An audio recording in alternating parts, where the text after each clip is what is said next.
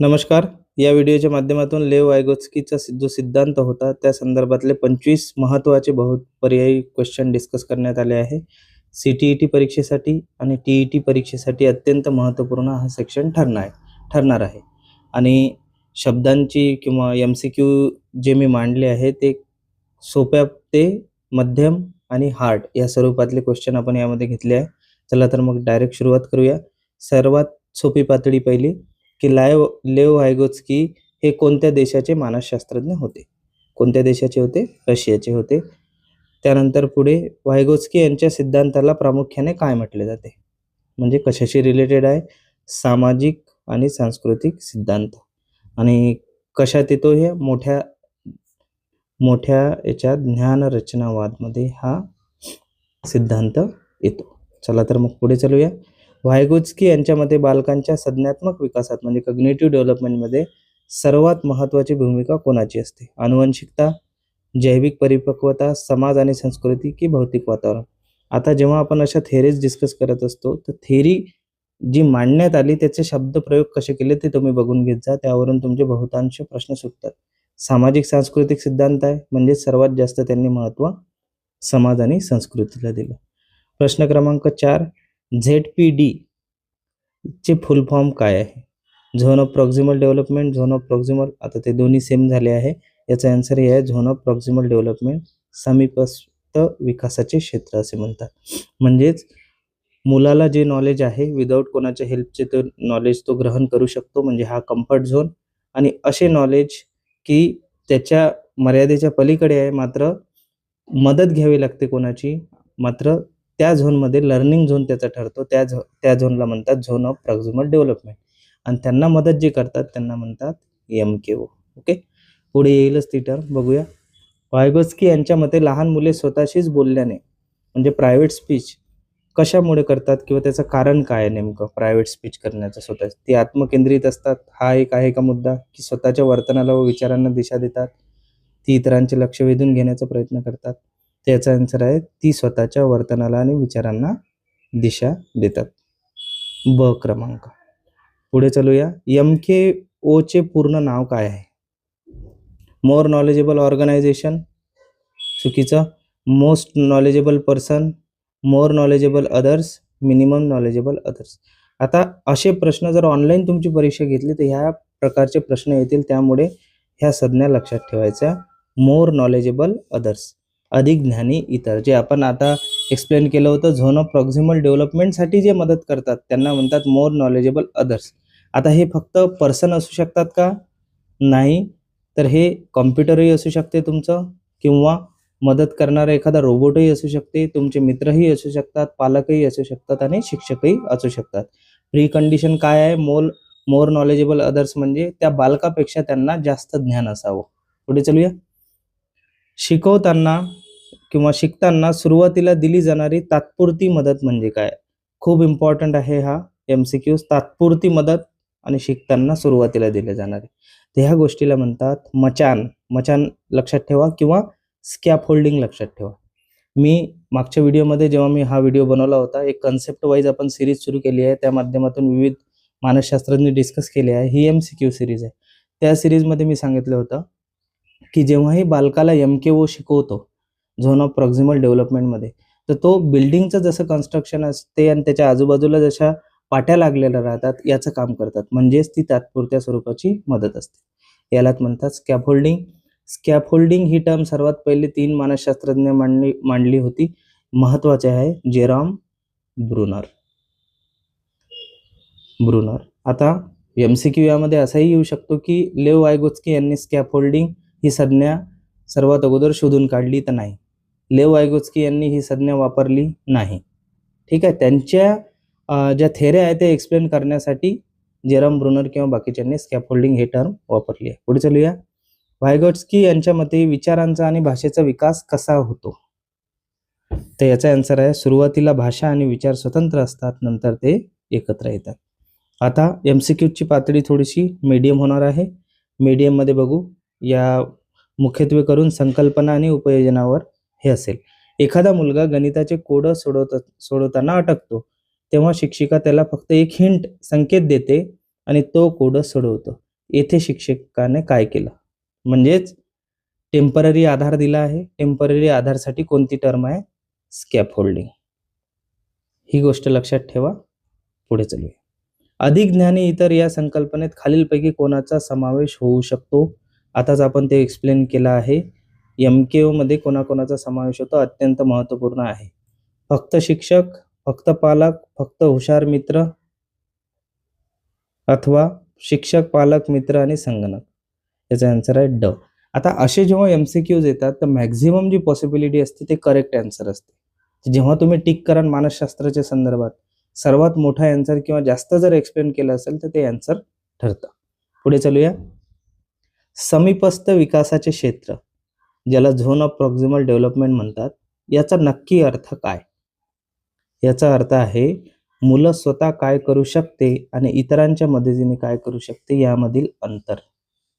म्हणजे जो झोन आहे, झोन म्हणजे एखादं क्षेत्र, त्या क्षेत्रात प्रॉक्सिमल म्हणजे खूप जवळचं क्षेत्र डेव्हलपमेंटचं, म्हणजेच मूल स्वतः काय करू शकते आणि इतरांच्या मदतीने काय करू शकते, म्हणजेच हा आहे त्यांचा लर्निंग झोन. Learning zone. चला 12वा प्रश्न डिस्कस करूया. वायगोत्स्की यांच्या मते लहान मुलांमध्ये अहंकेंद्रिक भाषाऐवजी कोणती भाषा असते जी त्याच्या स्वनियमासाठी महत्त्वपूर्ण असते. हा शब्द अतिशय महत्त्वपूर्ण आहे. सेल्फ रेग्युलेशनसाठी जी प्रायव्हेट स्पीच असते, खाजगी भाषा, प्रायव्हेट स्पीच हे स्वनियमासाठी असते. जनरली तुम्ही लॉजिक जर लावलं, आपण जेव्हा स्वतःची स्वतः केव्हा बोलतो, जेव्हा आपण सोल्युशन शोधण्याचा प्रयत्न करतो किंवा स्वतःच्या भावना रेग्युलेट करण्याचा प्रयत्न करत असतो. ह्या उद्देशानं अशा गोष्टी लक्षात ठेवायच्या. स्कॅफोल्डिंगच्या संदर्भात खालीलपैकी कोणते विधान अचूक आहे.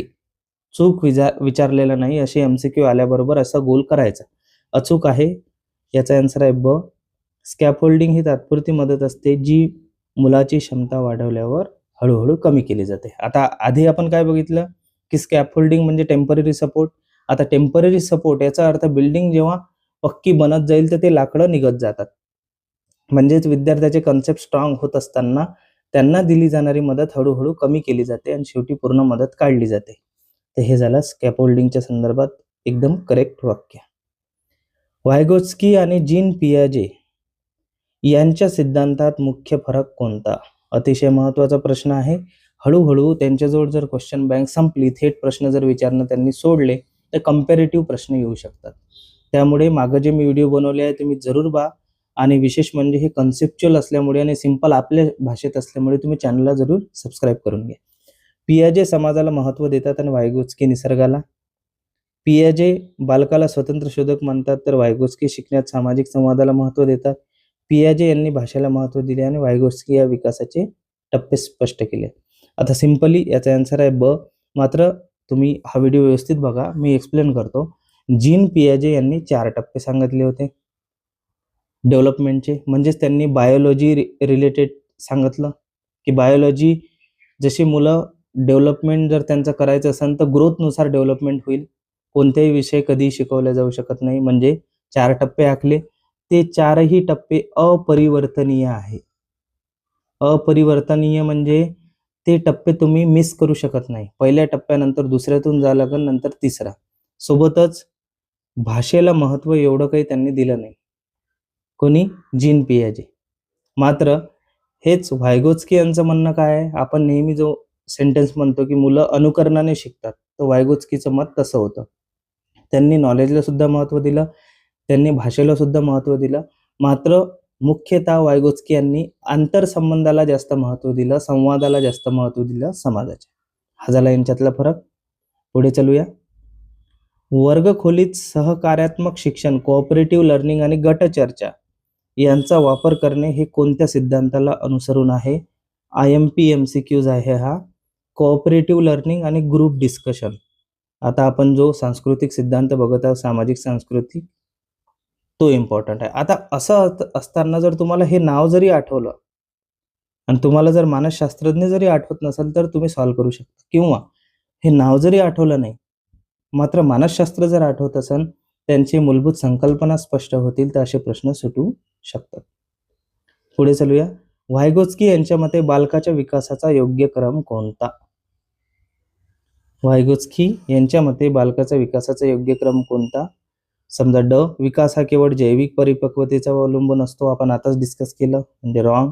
दोन्ही गोष्टी पूर्णपणे स्वतंत्र चालतात, नाही. आधी वैयक्तिक विकास होतो मग सामाजिक शिक्षण, हे सुद्धा चुकीचा. यांचा आहे आधी सामाजिक शिक्षण होते मग वैयक्तिक विकास होतो, म्हणजेच अनुकरण महत्वाचं आहे. आता आपण मीडियम लेवलचे प्रश्न बघितले, आता थोडे हार्ड क्वेश्चन्स बघून घेऊया. काठिण्य पातळी वाढू, सखोल विश्लेषण आणि विचार प्रवर्तक प्रश्न. 17वा प्रश्न आहे, एक 7 वर्षाच्या मुलीला सायकल चालवायला शिकताना सुरुवातीला तिचे वडील सायकल पाठीमागून धरतात, म्हणजे टप्पा 1. काही दिवसांनी ते फक्त हँडलवर हात ठेवतात, टप्पा 2. आणि शेवटी ती स्वतः सायकल चालवणं शिकते. या प्रक्रियेत टप्पा 1 आणि टप्पा 2 काय दर्शवतो? सरळ सरळ आहे, म्हणजे सपोर्ट सिस्टीम आधी तुम्ही दिली, नंतर तो सपोर्ट काढला. इथे असे काही ऑप्शन्स आहे का की ज्यामध्ये आपल्या थेरीशी संदर्भात काही शब्द आहे? तर हो, स्कॅफोल्डिंग हा शब्द आहे, म्हणजेच चेंजिंग लेवल ऑफ स्कॅफोल्डिंग. हे आहे ब लेवल, ब. आता जास्त मी एक्सप्लेन याच्यासाठी नाही करत आहे, तुम्ही त्या व्हिडिओच्या माध्यमातून मी एक्सप्लेन केलं आहे. इथं जर जास्त एक्सप्लेन केलं तर हा व्हिडिओ मोठा होऊन जाईल. प्रश्न क्रमांक 18, वायगोट्स्की यांच्या सिद्धांतात अंतरीकरण म्हणजे इंटरनलायझेशन म्हणजे काय?